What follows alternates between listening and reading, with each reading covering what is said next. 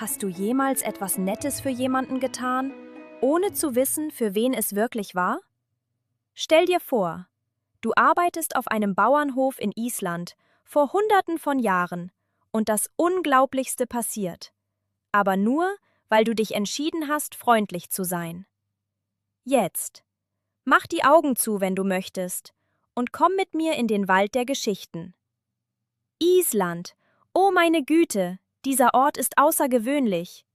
Stell dir vor, du lebst dort, wo der Boden unter deinen Füßen warm ist von Vulkanen darunter, wo Dampf aus der Erde steigt wie der Atem eines Drachen und wo Felsen nicht einfach nur Felsen sind, sie sind Häuser.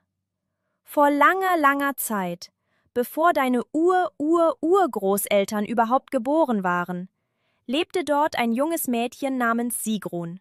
Sie arbeitete auf einem Bauernhof in der Nähe eines wunderschönen grauen Felsens namens Alfaborg, was Elfenstadt bedeutet. Nun, jeder in Island wusste, dass das verborgene Volk, die Elfen, in bestimmten Felsen und Hügeln lebten. Sie sahen genauso aus wie normale Menschen, aber sie konnten sich unsichtbar machen, wann immer sie wollten. Die meiste Zeit konnten Menschen sie überhaupt nicht sehen. An einem sonnigen Sonntagmorgen waren alle Bauernfamilien zur Kirche gegangen. Aber Sigrun war zurückgeblieben, um sich um die Tiere zu kümmern. Sie war draußen auf dem Feld und stellte sicher, dass die Kühe frisches Wasser hatten, als sie das wunderbare Geräusch hörte. Klipp-klopp, klipp-klopp, klipp-klopp. Sie schaute hoch und sah einen prächtigen Anblick. Dutzende Reiter auf wunderschönen Pferden, alle in bunten Kleidern, die im Sonnenlicht schimmerten. Sie ritten den Weg unterhalb des Bauernhofs entlang und waren auf dem Weg zu etwas Wichtigem. Aber hier kommt's. Alle sollten doch schon längst zur Kirche gegangen sein. Also, wer waren all diese Leute? Während die Gruppe vorbeiritt, drehte eine Reiterin, eine ältere Frau mit einem freundlichen Gesicht, ihr Pferd und ritt direkt zu der Stelle, wo Sigrun stand. »Guten Morgen, meine Liebe«, sagte die Frau mit einem sanften Lächeln. »Könnte ich dich vielleicht um etwas Buttermilch zum Trinken bitten?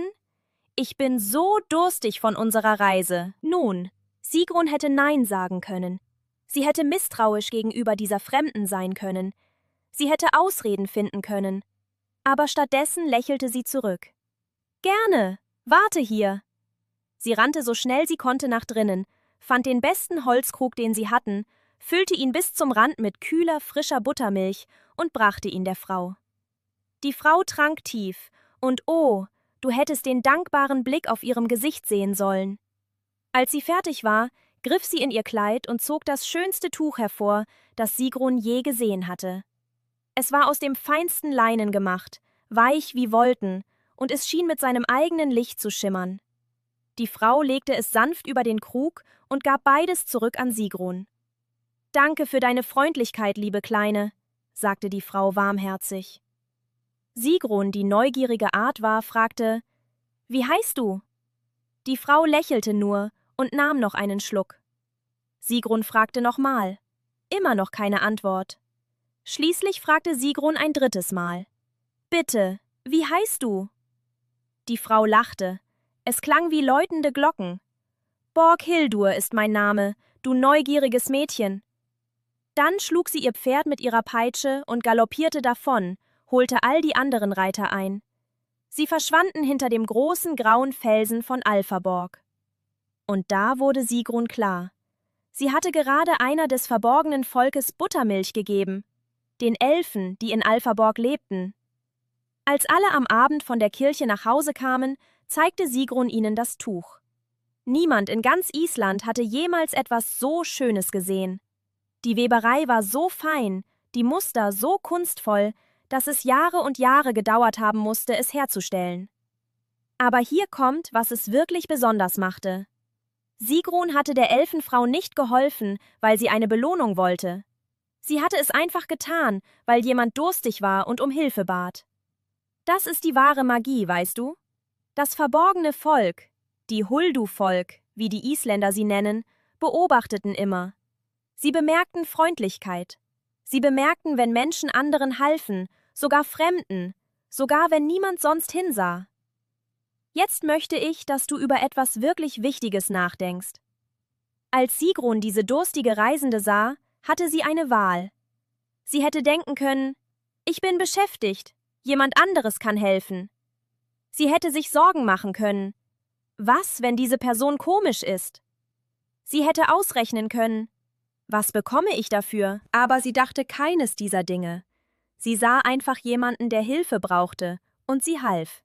Keine Fragen, kein Zögern, einfach nur pure Freundlichkeit. Und weißt du, was passiert ist? Diese eine einfache Entscheidung, ein paar Minuten zu nehmen, um einen Krug zu füllen und zu teilen, was sie hatte, schuf etwas Wunderschönes, über das die Leute Hunderte von Jahren sprachen. Das Tuch wurde geschätzt und zwischen Familien in ganz Island weitergegeben. Und jedes Mal, wenn jemand es sah, erinnerten sie sich. Freundlichkeit zählt. Hier ist, was an Freundlichkeit so toll ist. Es ist wie ein Kieselstein, den man in einen Teich wirft. Du tust eine freundliche Tat, und die Wellen breiten sich weiter aus, als du überhaupt sehen kannst. Vielleicht hilft die Person, der du geholfen hast, jemand anderem. Vielleicht erinnern sie sich an deine Freundlichkeit an einem schweren Tag. Vielleicht schafft deine Freundlichkeit, genau wie bei Sigrun, etwas, das viel länger dauert, als du dir je vorgestellt hast. Also, hier ist deine Herausforderung, Entdecker. Und ich möchte, dass du das wirklich machst. Irgendwann diese Woche, vielleicht heute, vielleicht morgen, möchte ich, dass du etwas Nettes für jemanden tust, ohne dass er dich darum bittet. Es muss nicht groß sein. Vielleicht bemerkst du, dass deine Mama schwere Einkaufstaschen trägt und du bietest an zu helfen. Vielleicht siehst du, wie jemand seinen Stift fallen lässt und du hebst ihn auf. Vielleicht ist dein kleiner Bruder traurig und du teilst dein Lieblingsspielzeug. Vielleicht hilfst du, den Tisch zu decken, ohne gefragt zu werden. Aber hier kommt der wichtige Teil. Wenn du es machst, achte darauf, wie du dich innen drin fühlst. Fühlt sich deine Brust warm an? Fühlst du dich glücklich? Bist du stolz auf dich selbst? Dieses Gefühl, das ist deine eigene Art von Magie, genau wie Sigruns.